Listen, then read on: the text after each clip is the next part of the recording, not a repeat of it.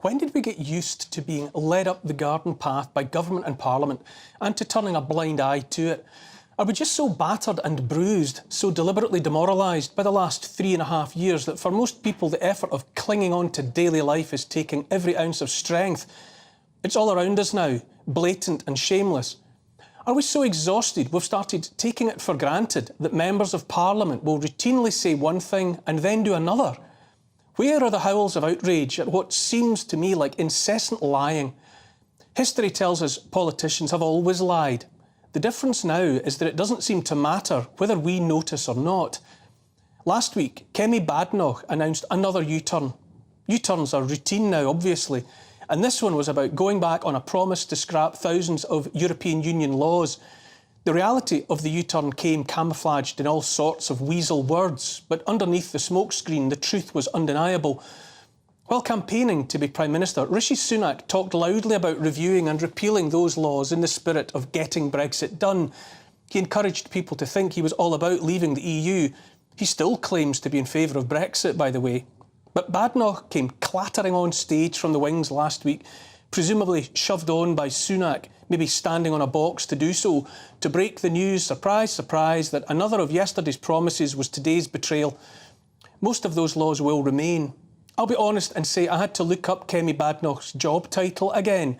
She's business secretary, apparently. My recognising her while simultaneously not knowing exactly what she's supposed to be doing is just a symptom of how I no longer bother committing to memory what any of these jokers claim to be doing on our behalf.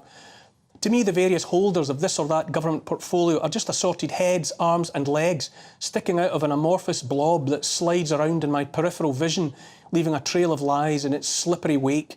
The giant slug of state. A straightforward person would reasonably say promising something and then breaking the promise was tantamount to lying in the first place, especially when promising and then breaking the promise becomes an unmistakable pattern of behaviour.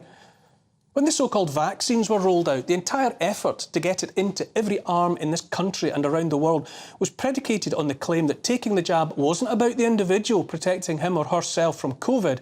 Rather, it was about making sure none of us would pass COVID on to anyone else. I didn't take the jab, and like the rest of the unjabbed, I was told I was a murderous monster. Only very recently did it come to light from Pfizer, revealed under pressure, that at no point before the jabs were rolled out was the company even asked to test if the product would prevent transmission of COVID. I repeat, no such tests were requested, far less carried out. This means the whole PSYOPs nudge unit campaign to shame people into taking the jabs and forcing on their kids as well, in the spirit of protecting others, was a lie. The knowledge that we were lied to in this most despicable way is out there now, has been for months, and yet where are the mainstream media headlines driven by righteous anger? It's an old foundation of legal proceedings that he who remains silent is deemed to have granted his consent. If we don't demand this behaviour stops, it will keep happening. And so I ask again, are we saying it's OK by us for government and parliament to lead us up the garden path, to lie to us? As well as being treated like gullible fools with the memory spans of goldfish, do we also accept that a government can do what it likes without even bothering to consult with us, the tax-paying electorate? I, for one, do not remember saying it was OK for government to lead us up that garden path, to mislead us, to betray us, to lie to our faces. I don't remember giving them the go-ahead either, to just do whatever they want without so much as a by our leave. Do you? I used to wonder why David Cameron allowed himself to be the front man for letting the Brexit referendum happen in the first place.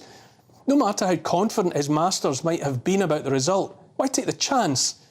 Now it seems to me the vote never mattered.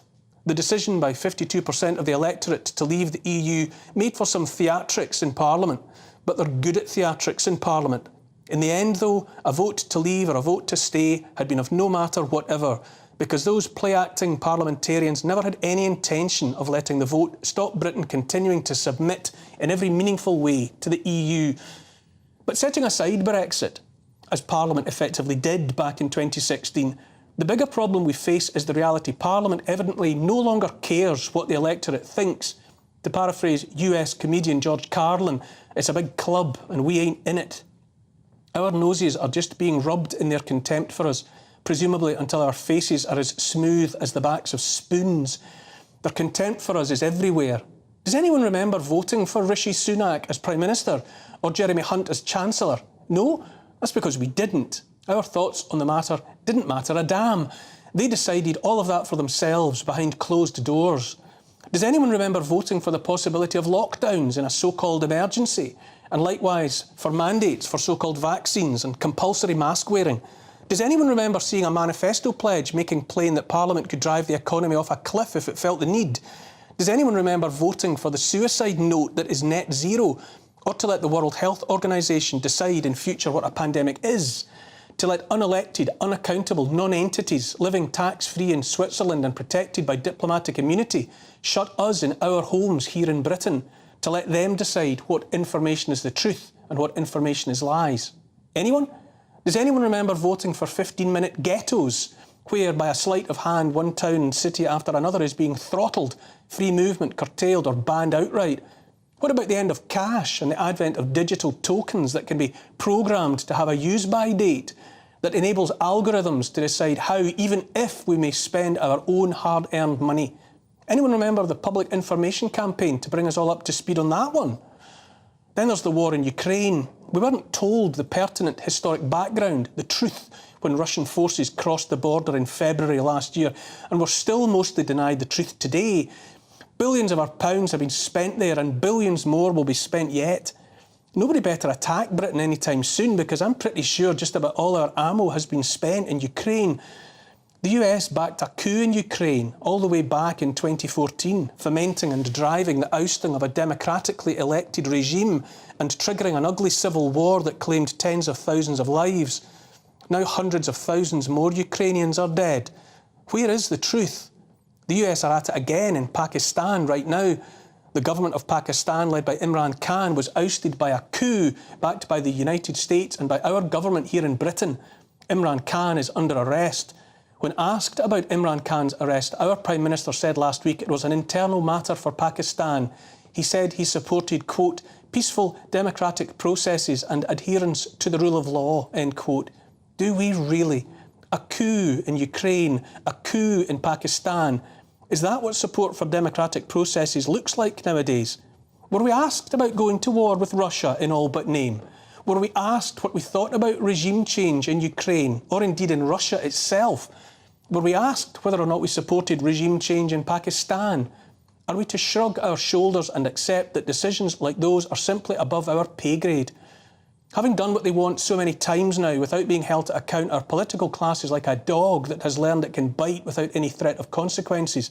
Our government, our parliament, is a bad dog. Now that I've realised what's going on now, I think more and more about how long behaviour like this has been the norm without my noticing, without my bothering to notice. Shame on me. In 1922, English philosopher G.K. Chesterton warned about the danger of overmighty governments and bureaucracies. He warned against capitalists and socialists, saying exponents of either ideology were intent only on controlling people.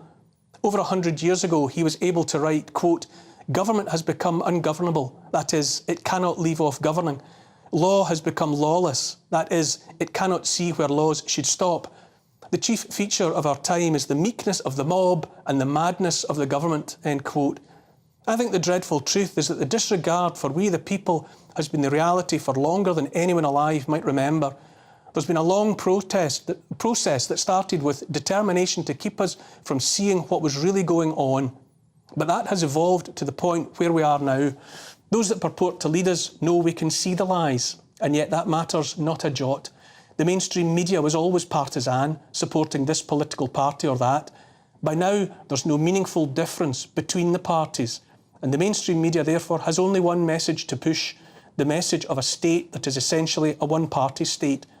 Chesterton also wrote in his time that, quote, men are ruled by liars who refuse them news and by fools who cannot govern, end quote.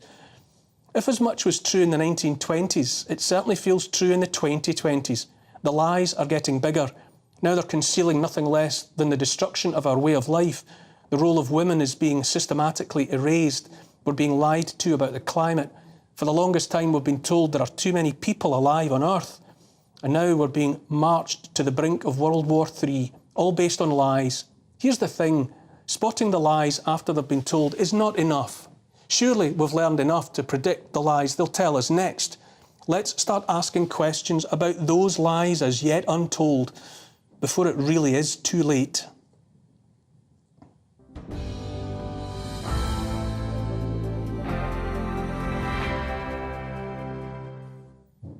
All of that's my opinion, of course, and you can disagree. Keep your tweets and emails coming through the show. You can email gbviews@gbnews.uk. You can tweet me as well at gbnews, and I'll try to get to your comments later.